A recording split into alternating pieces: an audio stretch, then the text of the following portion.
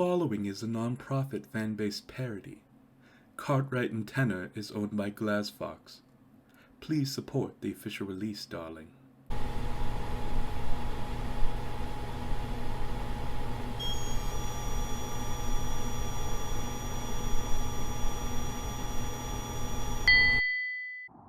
Quite the mess down there.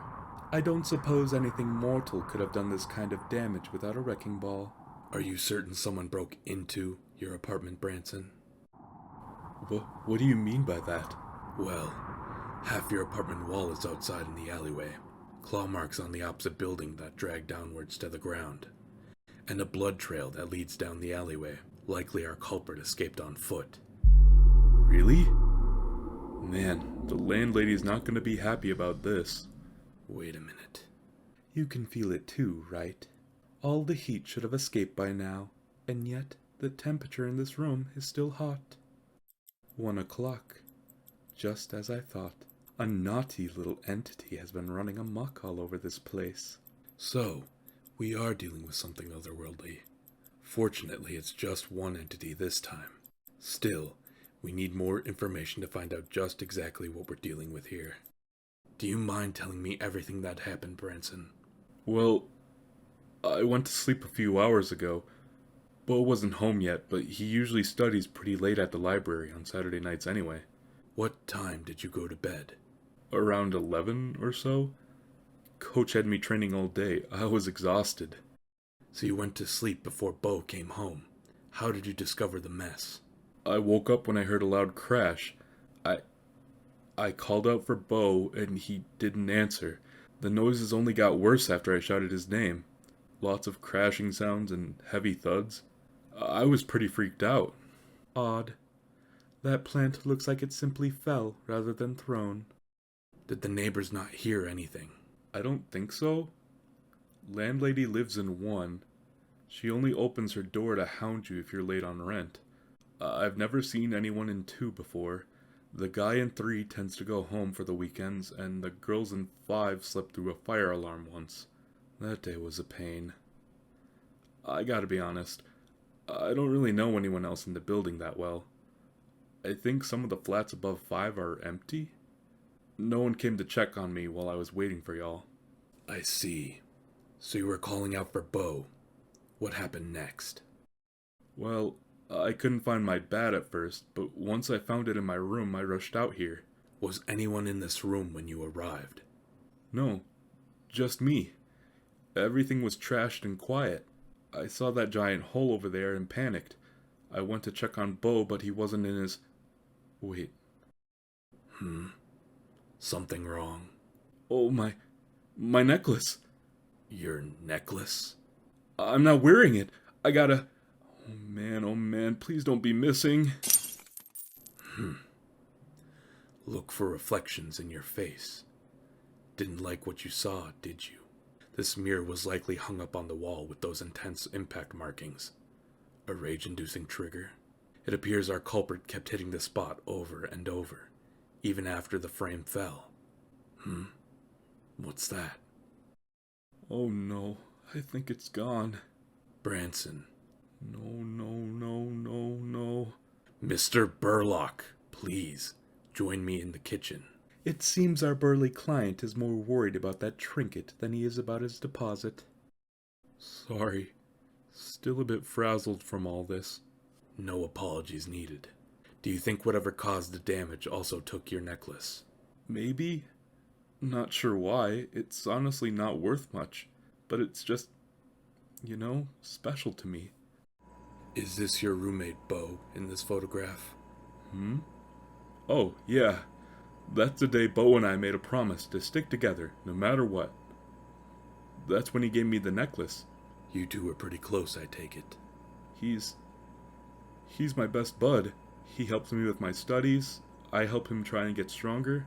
If you can believe it, Bo was even scrawnier when I first met him. All these protein powders and crazy meal experiments are his doing. Were you wearing this necklace when you went to sleep? Yeah, I wear it all the time. I only take it off for showers. It's my good luck charm. I see. Wait, does that mean that whatever caused this was in my room? And took my necklace while I was... I believe our client may be onto something, darling. These claw marks in particular are physically impossible. Is this your room? Nah, that's Beau's. Mine is over there by the bathroom. These claw marks grow outward as they move from Beau's room towards Branson's. One's fingers cannot stretch so far whilst digging this deep. There's smaller scratch marks on the wall and floor, dear. This cabinet has been moved. Our entity likely physically bumped into it whilst leaving the room. Such a sudden jolt to the cabinet would cause our ill-fated plant to fall. Do you mind if I inspect Beau's room? This is an important question, Branson. Have you touched or moved anything in the apartment before we arrived? No, not really. Just my bat and the buzzer to talk to you. What are you thinking, Mr. Cartwright? That tonight's events may have started closer to home than we first thought. Do you two usually keep the heat up this high? It feels like we've stepped into a sauna. Don't you feel that? Huh? You're right. To be honest, I usually run a bit warm so we keep things cold. Bare things. Beau never complained. He preferred the cold. He has his wool. I believe those are horn protectors for sleeping. Seems like Beau wasn't in a good mood to wear them. That smell. The pillows and sheets are soaked with sweat. Still moist, despite the unnatural heat. Does Beau have any sort of medical condition that you know of? Besides kinda low stamina? Oh, he talks in his sleep when he gets stressed. It's kinda cute, actually. Do you often listen to him while he sleeps? No. Well, kinda. I mean, not in a... It's just, like, if he's been studying late and passed out on the couch, he talks to himself sometimes. I see. Cleaner than I expected, and not a drop of magic to be seen.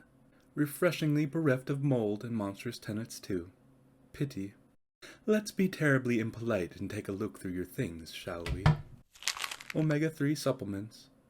Someone's trying to overcome their natural lack of heft, or perhaps just isn't eating enough fish. Let's see now. Various amino acids, multivitamins, Zoloft, Ambien. Looks like we have an anxious mind that is having trouble sleeping. So, Beau talks in his sleep when stressed, and half an hour ago was sweating profusely, like a beast in heat. Bad dreams? Or perhaps the start of a possession? You a coffee drinker, Branson? Me? Oh, not really. Never been a fan of the taste. What are these photographs? Did Beau take these? Yeah, most of them at least. He started getting into it a few months ago. That's us at the baseball field. Poor guy was wiped out after a few home runs. I see. Still, he looks happy to be with you. Did you both spend time together with baseball practice? He isn't part of the team, but he always comes to watch and cheer me on. It's nice, you know? The field is kinda our hangout spot outside of the apartment.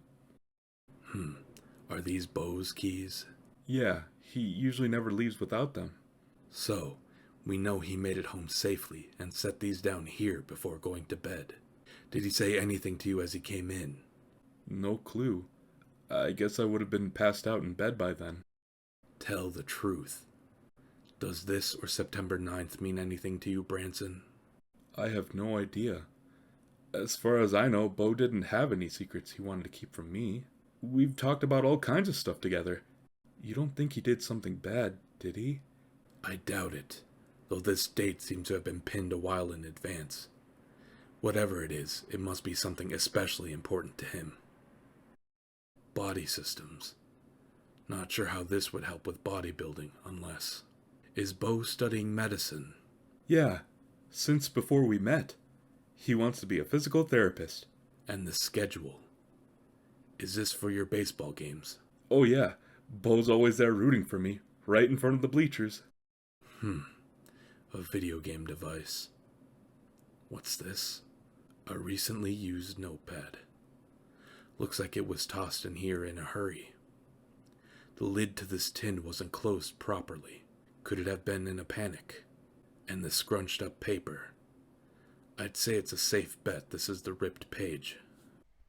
Let's see what you were writing. What are you doing, Mr. Cartwright? A little trick I learned. When people write too hard, they tend to leave grooves on the page under it. These grooves are hard to spot, but we can make a relief to render them readable. Oh, that's cool. What does it say? Branson, I am an L. Looks like Bo stopped there and crossed it out before tearing the page out. He was going to write something to you, but looks like he changed his mind. Huh. Tell the truth. A hastily discarded confession, and a missing necklace that symbolizes a promise. He had something he wanted to reveal, that much is clear. No one can know how we feel. This room feels like it's the epicenter of this incident, and an entity is at play here. I think a ritual is in order. Do you mind stepping over here, Branson? I'm going to need some floor space. Sure? What are you doing, Mr. Cartwright? Following my intuition. There are victims of disembowelment who are fuller than the contents of this fridge. Milk and orange juice, all fast approaching their expiration date. Living the high quality of student life, I see. Muscle milk. What manner of beast did they extract this from? Milk protein isolate, whey protein concentrate, calcium sodium caseinate, ascorbic acid, and organic oat fiber. 560 calories per serving. How droll. No mysterious tainted ingredients, nor suspicious markings at all.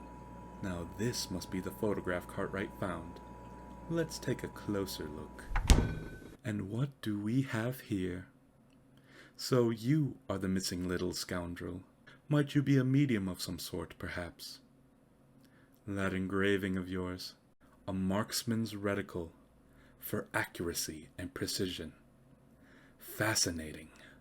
This so-called good luck charm may be imbued with more than a simple sentimental value.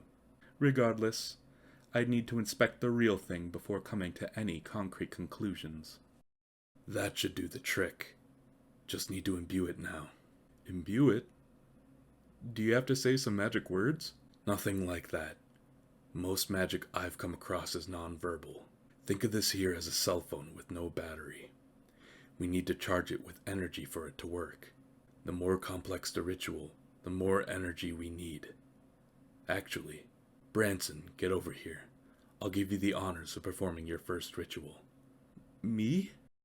You sure about this, Mr. Cartwright? I don't really know what I'm doing.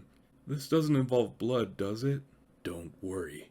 Blood would be overkill for this particular ritual. Too potent and prone to deviation. It's safer to use our mental and physical energy instead.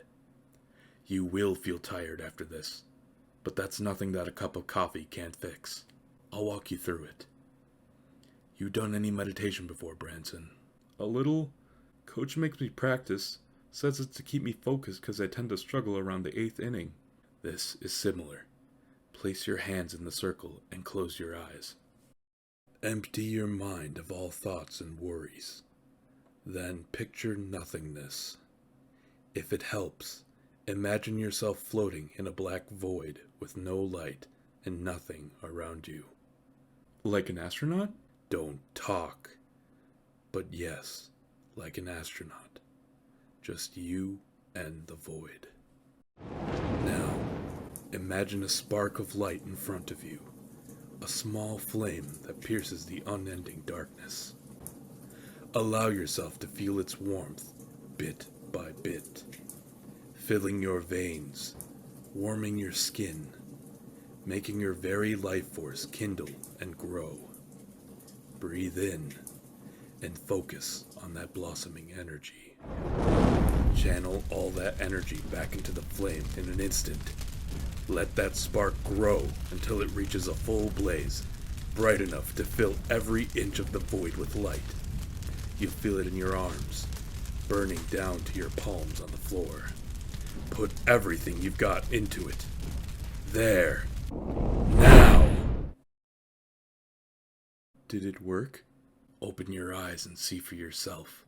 Whoa, where did you clean up the chalk? I didn't even hear you move. What? What is that? Mr. Cartwright, what am I looking at? A demon just before they possessed your friend. Possessed? But why Bo? I don't understand. Demons are attracted to those consumed with emotion, overwhelming, festering feelings that they can corrupt and feast upon. Anger, regret, all sorts, really. Now then, what emotion was plaguing our woolen friend, I wonder? Ah! Who is that? Oh my, Cartwright. Have you been a naughty little pup and gifted our client sight? Pleasure to finally make your acquaintance, darling. You may call me Tenor. Tenor? Wait, like your partner? That Tenor? How'd you even... When did you... I thought you said he was at the office. Apologies for the deception, Branson. Truth is that Tenor's been here the whole time. You've just not been able to perceive him. Don't make me leash you, Tenor. Give our client some space. But I talked to him over the phone. How is that possible? Simple, darling. Interacting with an inanimate object is pretty trivial. Well, almost every object. I won't bore you with the details. I and many others like myself can be heard through an electronic intermediary. Like your phone, your TV, your computer. I'm sure you get the idea.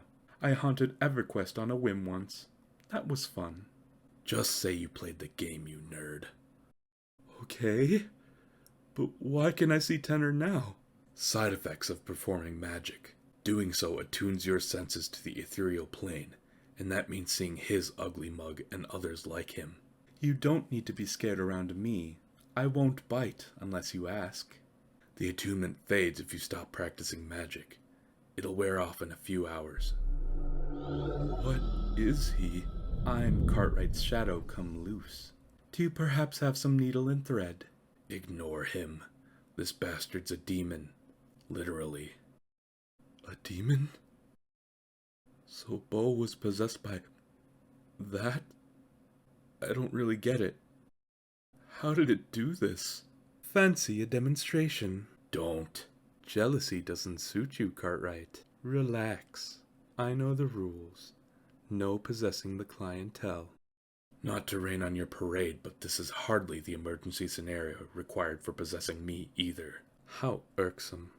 Very well then. Seeing as I've been denied the option of giving a stunning visual demonstration for our strapping client, allow me to explain it in mortal terms. Quickly, if you can, Tenor. Brevity is the soul of wit, and who knows more about wits and souls than me? Think of possession like you would diving into a pool of water, except it's not like that at all. Very helpful. Quiet from the peanut gallery. The professional is speaking. Possession comes in two severities, shallow and deep. A shallow possession renders the host unconscious physically and mentally, whilst most importantly granting the entity access to the host's innermost thoughts and memories. Once inside, the entity can edit or destroy the contents however they please. It's a sloppy method of taking control. The host will always eject the entity eventually. Shallow possession doesn't require consent from the host. It's a brute force method with many flaws. On the other hand, I find it to be quite useful if a suspect is being particularly tight-lipped and prone to lying. Deep possession is the fun one. Unlike a shallow dive, this time the entity requires consent from the host beforehand. This could be a simple handshake, a spoken word, a nod of the head. You get the idea. Most insidiously, it doesn't really matter if this consent was gained through coercion, deception, or ignorance. Once the entity acquires that permission, the host's mind and body is theirs to control however they see fit. They can stretch and twist and squelch and mold the host's frame, all while the host watches on helplessly from inside, a powerless voice to be ignored. Contrary to shallow possession, a deep-diving entity can remain inside the host for as long as they want. Separating an entity from their host can be a tricky affair. We can convince the entity to leave of their own accord, or wrench them away by force via exorcism.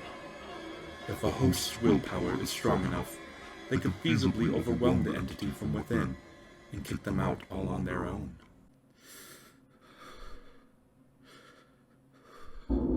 So, naturally, after everything I've seen so far tonight, I'd say it's safe to bet that your flocculent friend is in the thralls of a deep possession. A Faustian deal for a bigger body, perchance. He agreed to this? That doesn't sound like my buddy. Branson has a point. Bo doesn't seem the type to cut corners. According to Branson, Bo occasionally sleep talks, likely from stress. Really now, our culprit is quite the cunning one, Cartwright. We should get a move on. Is there anything I can do to help? There is something. Take a cold shower, as cold as you can endure, whilst we check out the alley in closer detail. I need you to get a bag together, grab some salt, anything that holds sentimental value to the both of you, and whatever you think can help us. Once you are done all that, meet us in the alley. You got it.